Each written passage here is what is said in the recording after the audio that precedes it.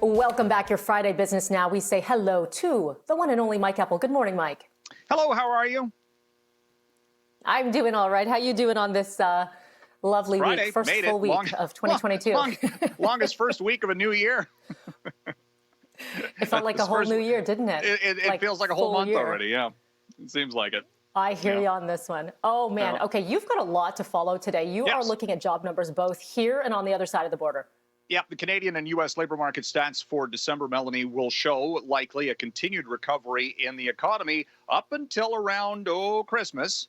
And then, of course, what have we been talking about here? Omicron shutting things down. And again, you look at the difference in how things are operating right now. In the United States, if people aren't calling in sick, they're still going to work. Everything's open. Here in Canada, it's a very different scenario. So we're looking at, of course, data for the past month before things changed, and that's basically been what we've been doing for the past couple of years now, where things show a lot of momentum and then all of a sudden you hit the brakes.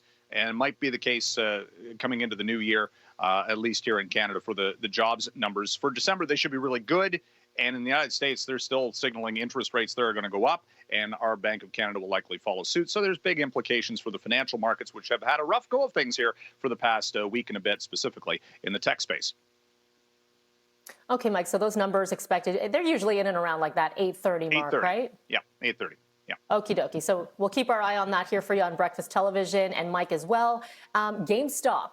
What's new with GameStop?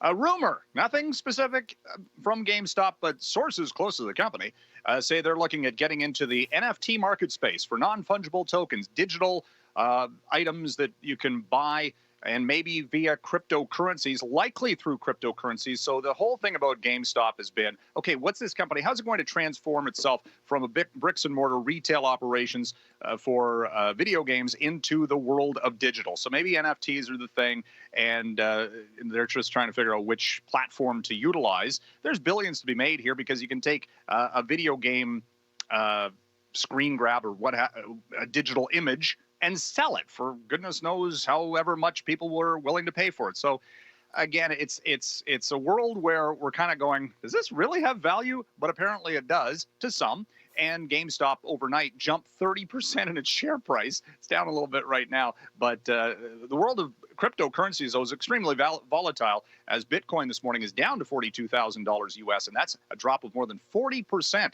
from its record high set just 2 months ago.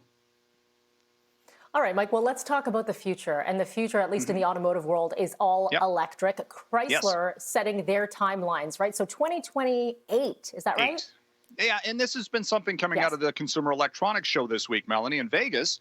The automakers are saying, okay, we're showing off all sorts of new all-electric vehicles. The Chevy Silverado was debuted by General Motors. But then you kind of go, okay, practically speaking, and this is going to have to be something that will be looked at as we move more toward electric vehicles. What happened on I-95 this week? You had people stuck in a traffic jam in a winter blizzard for 24 hours plus in some cases. How do you charge those vehicles if they're stuck on the highway? We don't have the infrastructure yet to do it. Are you bringing out battery packs or something? So again, you're looking at, okay, I want to go to EV, but there are still some drawbacks that you have to keep in mind where maybe a hybrid's a better idea or what have you. So just a couple of things that were raised by, again, just life getting in the way perhaps this week, and the weather, and more storms, in fact, expected for the East Coast this weekend. Sheesh. All right, Mike, we've got time for one more story, and I think I know what you're going to pick. You can go Walmart or you can go John Deere. I'm going to guess you're going to say John Deere. Okay. Again, from the Consumer Electronics Show this week, John Deere was showing off an autonomous tractor. Yes, self-driving. You're basically driving this thing through your iPhone on an app. I'm old school. I mean, I've got toy tractors here. I grew up where you actually drive things with a stick shift. I'd like to buy a car with a 6-speed, for goodness sakes. Again, I'm old. But anyway, it's the wave of the future here coming in farming. It drives perfectly straight rows. And growing up, that was my dad would get on my case if you're off the row at all planting the fields. I don't want to get started on that. Anyway, so yeah, John Deere bringing this in. It's going to be interesting, and it also kind of, I don't know if you've seen the movie Interstellar with Matthew McConaughey. They had self-driving technology, but that was a dystopian film, so it was kind of gave me the heebie-jeebies when I saw that a little bit. I don't know. It'll be big. Okay. You got to figure. It's the wave. It'll be the wave interesting. of the future. It's coming. It's coming. There you have it. Hey, listen, Mike, have yourself a wonderful weekend. We're going to talk to you again Monday. Be well. Take care.